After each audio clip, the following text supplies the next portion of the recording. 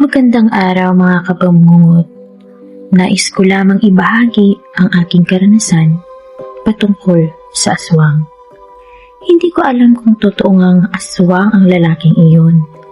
Pero hanggang ngayon, kapag sumasapit ng 3:00 ng madaling araw, wala ni isang taga-barangay ang naglalakas loob na dumaan sa tapat ng bahay niya.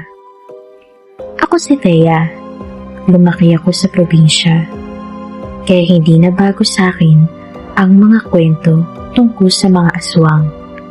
Bata pa lang ako, paulit-ulit ko nang naririnig ang mga babala ng matatanda. Huwag lumabas kapag hating gabi. Maglagay ng asin sa mga bintana at mag-ingat kapag biglang tumahimik ang mga aso. Hindi ako naniniwala. Para sa akin, mga kwento lang yun para takutin ng mga bata. Hanggang sa dumating ang gabing nagbabago sa lahat. Napapalibutan ng matataas na puno ng niyog, santol at kawayan ng bahay namin. Bago marating ang aming tahanan, kailangan mo munang dumaan sa ilang kabahayan at sa isang malawak na kapatagan. Kapag gabi na, halos wala ng ilaw sa paligid. Tanging liwanag ng buwan at huni ng mga kuliglig ang tanging maririnig mo. Isang gabi, tahimik kaming naghahapunan nila mama at papa. Biglang, napatingin kaming lahat sa kisame. Parang may mabigat na bagay na bumagsak sa bubong. Hinog na santol lang yan, sabi ni mama. Napilit na umiti. Tumango kami at pinagpatuloy ang pagkain. Ngunit ilang segundo lang ang lumipas. May narinig kaming kaluskos mula sa bandang kusina. Hindi iyon tunog ng pusang naghahanap ng pagkain. Hindi rin daga. Parang may taong dahan-dahang naglalakad sa labas ng bahay. Tumayo si Papa nang hindi umiimik. Tumiretso siya sa kusina at kinuha ang kanyang itak. Pagkatapos ay kumuha siya ng isang kutsilyo at paulit-ulit itong kinikiskis sa simentadong sahig. Nanghingilabot akong napatingin sa kanya.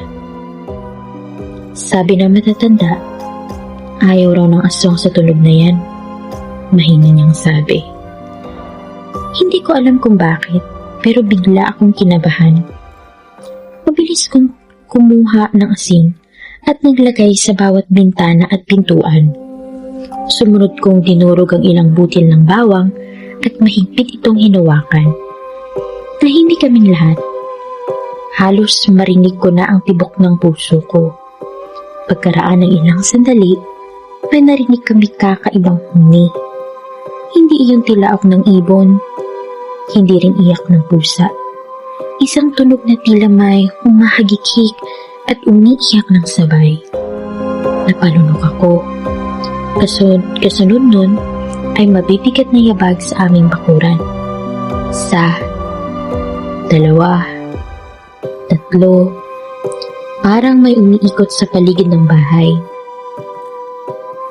Maya-maya, sunod na kalabog ang narinig namin.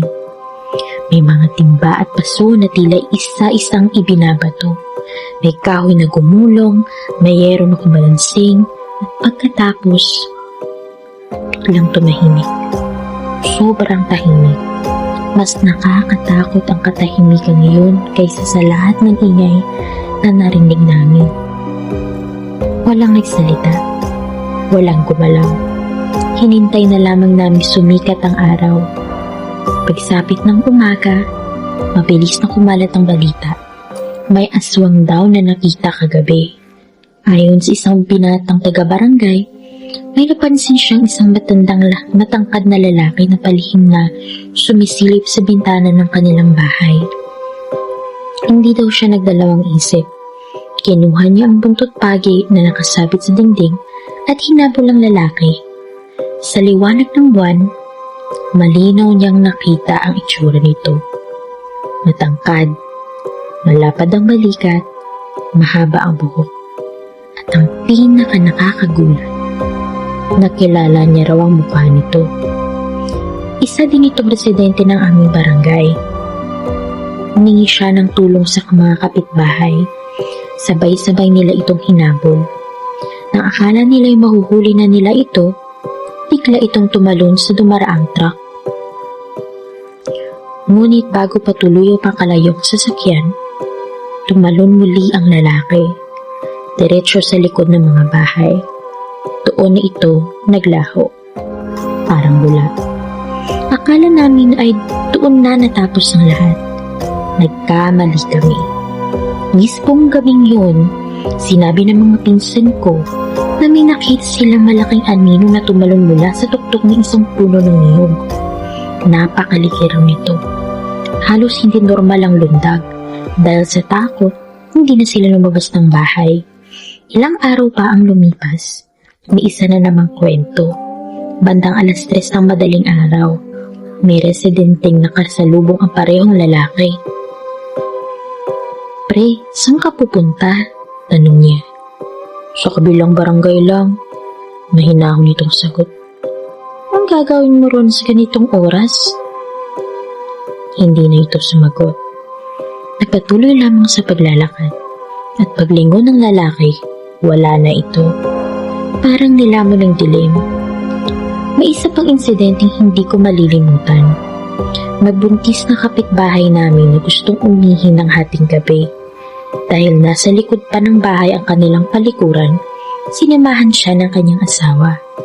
Pagbukas pa lamang ng pintuan, may isang matangkad na lalaki ang nakatayo sa ilalim ng puno.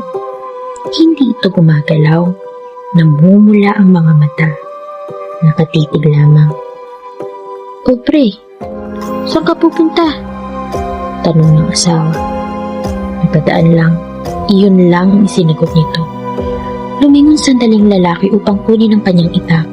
Ngunit nang humarap siyang muli, wala na ang estanghero. Tahimik na naman ang paligid.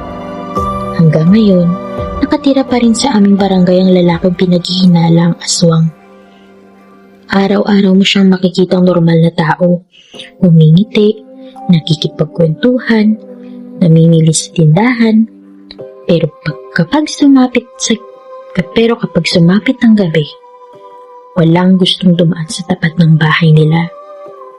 Hindi ko alam kung totoo ba ang lahat na narinig ko. Hindi ko rin masasabi kung isa lang pa ang itong alamat. Pero tuwing sumasapit ang 3:00 ng madaling araw, kapag biglang tumatahimik ang mga aso at tila may mabigat na yabag na umiikot sa bubong, hindi ko na kailanman sinubukang silipin kung anong naroon.